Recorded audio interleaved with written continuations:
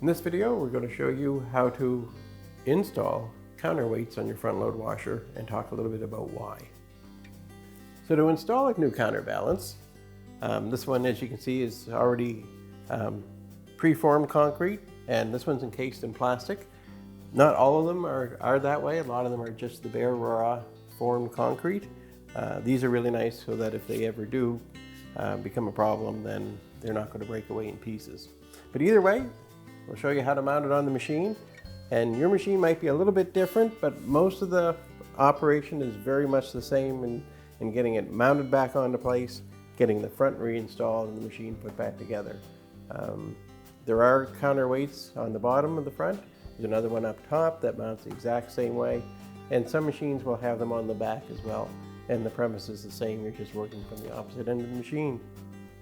So before we go to mount our counterbalance in place, you can see on the bolts that hold it some of this red coloring.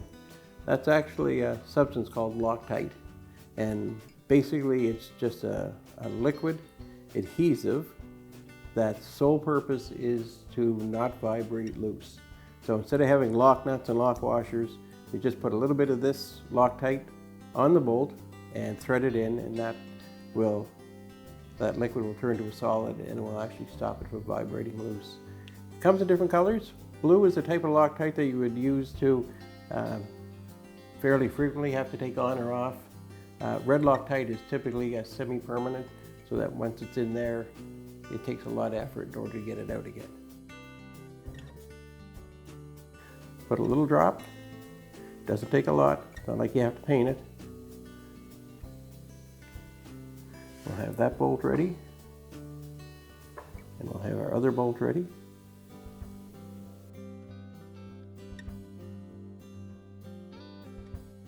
Now we'll bring our counterbalance up into place. And you can see in this case they even marked it with a little triangle pointing upward. Put our bolts in.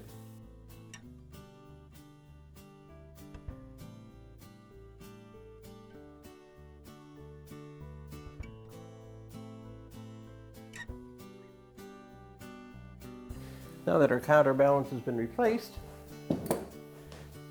we can put our front panel back on.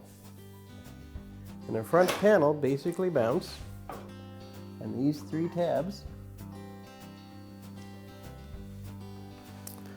onto the slots in the bottom of the frame. Now in this machine, once the front is on, there's actually a screw that goes up through the hole on this one and the one on the other corner. Drop those slots onto those tabs.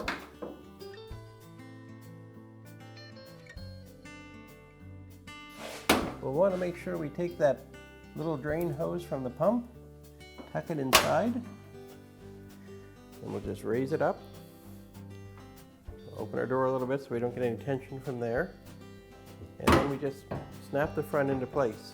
Now in this machine it has locking tabs that hold that front. Give it a push and they'll catch. This way the front is held, it's not going to fall off until you get your screws in place to hold it. Other machines don't always have that. So you may need to, when you bring this front up, have your screwdriver and screws handy so you can get those in so the front doesn't go flying off onto the floor again. So we're going to put these screws in. And on this machine there's 4 of them and they're Phillips heads. Other manufacturers use a different style head and they may only have 3 screws and not 4. But however many there are, make sure you get them in and get them tightened down.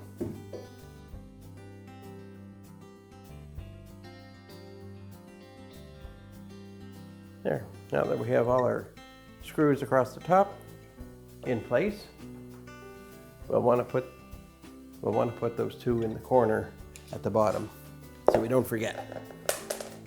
So if your machine is sitting on the floor, you may need to actually tip it back in order to get these screws in or to take them out.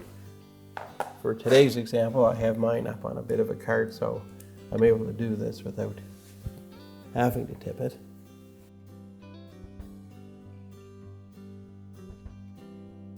There, with those tightened up, and seeing as I'm right here, I'm just going to take my little drain hose, tuck it into place, Close the door. Now I'm going to open the door and bring our door gasket out of the way. Bring our door latch assembly into place. This one, as well as most of them, are typically held with 2 screws.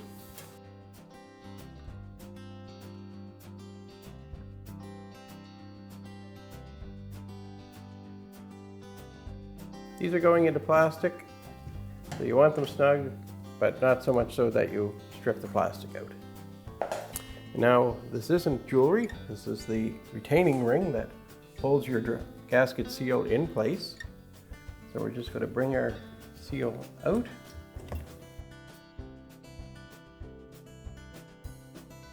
And we just want to get the lip of this over this curled lip in the middle so that it'll lock into place. And you just need to do that all the way around.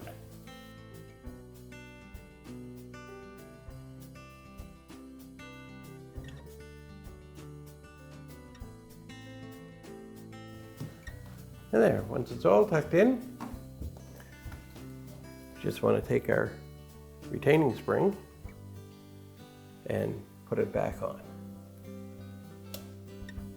So this can get mounted any which way, any area you want. This one was somewhere into the corner, but it doesn't matter. You can have it at the top. Just push that piece in.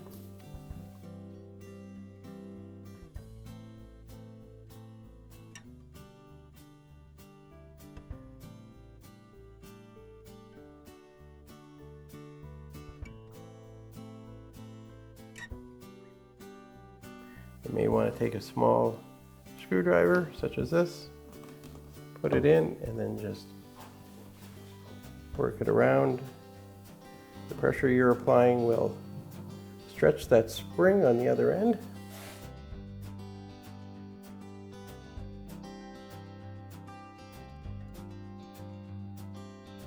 And your gasket is now secured in place. Close your door. Now our next step will be to put our console back down. You'll see on your console it has a couple of fingers go into these slots. Roll it back down in place, and we'll put our screws back in.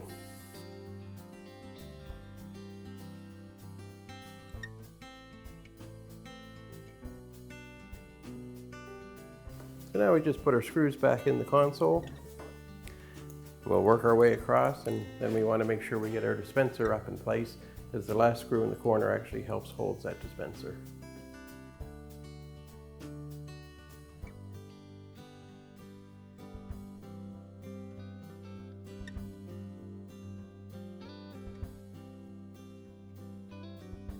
So now with our dispenser in place, we can put our last couple screws back in.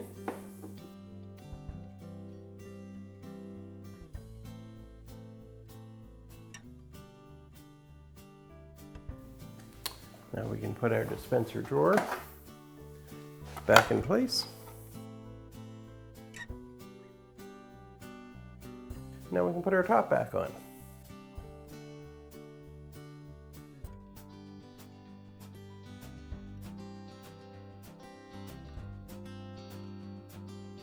With our top back on, just put our screws back in.